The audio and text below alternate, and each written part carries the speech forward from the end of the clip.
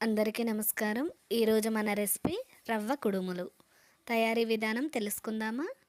ఒక బౌల్లోకి 1 కప్పు పచ్చిశనగపప్పు శుభ్రంగా కడుక్కొని నానబెట్టుకుని వేరొక ప్యాన్ పెట్టుకుని దానిలో 1 కప్పు రవ్వకి 3 కప్పుల నీళ్లు చొప్పున వేసుకుని దానిలో నానబెట్టిన శనగపప్పు వేసుకుని శనగపప్పు ఉడికిన తర్వాత దానిలో టేస్ట్కి సరిపడా సాల్ట్ 2 కప్పుల రవ్వ వేసుకుని బాగా కలుపుకొని మూత పెట్టుకుని రవ్వని బాగా మగ్గనివ్వాలి. ఇలా మూత తీసి చూసిన తర్వాత రవ్వ ఇలా దగ్గరగా వస్తుంది.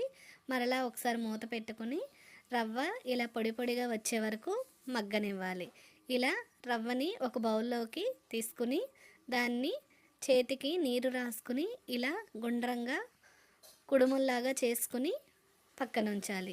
ఇడ్లీ పాత్ర రేకులకి నూనె రాసుకుని దానిలో ఈ చేసి ఉంచిన కుడుములు అన్నీ పెట్టుకుని మరలా స్టవ్ వెలిగించుకుని ఇడ్లీ పాత్రలో మూత పెట్టి 10 నిమిషాలు కుడుములని ఉడకనివ్వాలి.